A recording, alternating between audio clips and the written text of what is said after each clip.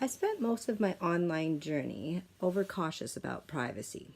It did not help that I attended a district workshop on making yourself invisible online. I put my privacy settings as high as possible, and I even changed my name on Facebook so that I would be hard to find by students and parents. As a result, when I Googled myself for this assignment, nothing popped up. The only way I could find myself was to add Blacklock Library at the end of my name. A year ago, I would have been satisfied by this search, but not anymore. In September, I began addressing issues of digital footprints and online presence with one of my intermediate classes as an experiment. Since then, we've examined my Twitter account and discussed positive images and identities and created a library Twitter account that the students run themselves. The students have been practicing their netiquette as coined by Van Ossel, Walraith, and Ponette, 2014.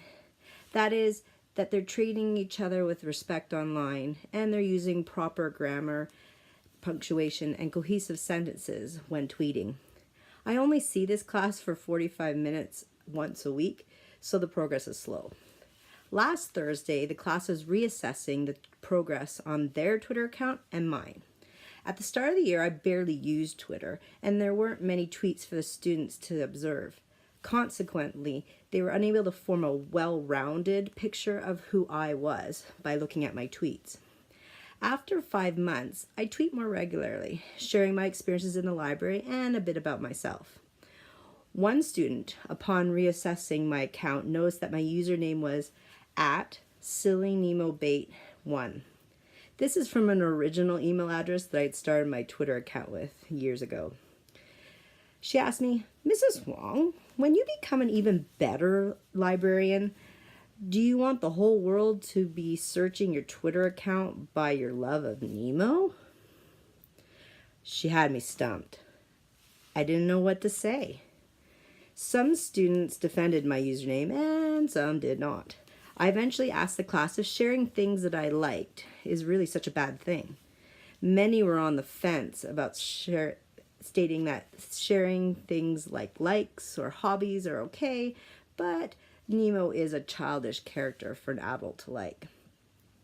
So I woke up on Saturday morning contemplating whether I should set up a new email and Twitter account that was more professional.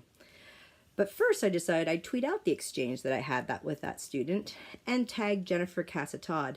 She's the author of the book Social Media that I had read in the summer for a summer course. She responded within 10 minutes with the following tweet. "Wah ha ha ha ha, happy face. Ask the student why you can't balance your love of Nemo with your passion for being a librarian. What would this look like?" My question to students is always, how can we be ourselves online while still curating a positive online presence? I find that educators still tend to focus on the negative side of social media and digital identity. They focus on what not to share and total safety online. While I agree with those lessons, what about the positive side of social media and digital footprints? I find that focusing on warnings and scare tactics combined with lots of helicoptering and nagging does not produce the results you actually want from children and teenagers. It often leads to oppositional responses, anxiety, and confusion. I think more time should be spent helping students create positive identities.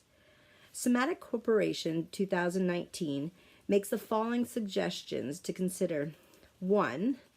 Post only things that contribute to the image of you that you'd want your bosses or banks or professors to actually see. 2. Untag yourself from questionable posts. 3. Skip negative tweets. And 4. Keep critical comments to yourself, from paragraph 7. It's also important to encourage students to use social media to lead and share their passions, so that online search of their name produces information about their creativity, their strengths, and excellent character. Casatod 2017, and Van Ossel, Walraith, and Ponette 2014. These are my questions for you. 1. Please try answering Casatod's question.